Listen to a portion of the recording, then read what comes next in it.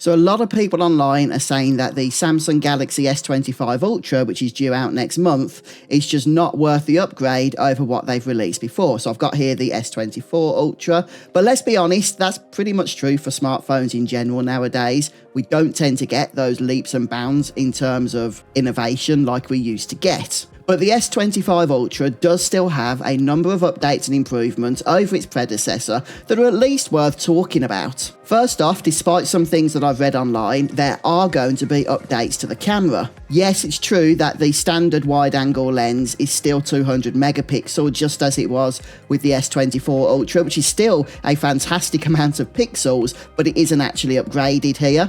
However, what the S25 Ultra does upgrade is the ultra-wide camera, which is increasing from 12 megapixels, which I thought was a little bit low on the S24 Ultra, always a bit of a downside for that phone, but that is being updated to 50 megapixels with the S25 Ultra. But the image processing itself is also getting updated thanks to what Samsung are calling their Pro Visual Engine. So this is going to allow, hopefully, for better shots just generally all round, even on those cameras that are still sitting at the same megapixels as they were with the S24 Ultra. But it's not just about the camera. The S25 Ultra also brings with it some more processing power, and that's because it's going to be packing Qualcomm's latest and greatest, which is the Snapdragon 8 Elite. But effectively, and at least in theory anyway, you're going to be getting a processor that's not only smaller, but just faster and more efficient too. In fact, in terms of those internal specifications, Samsung are boasting a 30% boost in CPU performance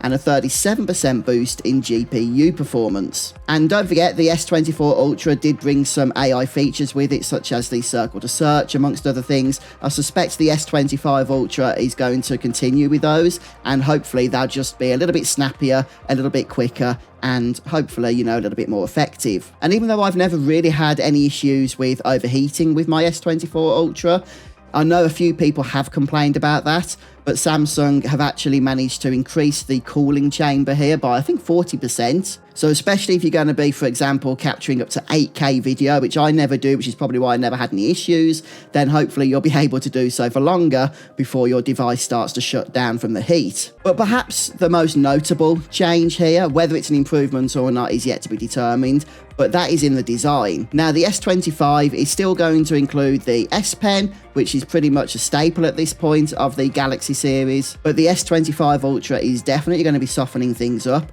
We've got the very square design of the S24 Ultra, which I've not had a problem with, and I've always found it to be an effective design, but I know a lot of people, wanted to see something a little bit smoother, and so Samsung are going to be rounding the edges off a little bit for the S25 Ultra release. This phone here, the S24 Ultra, is 233 grams.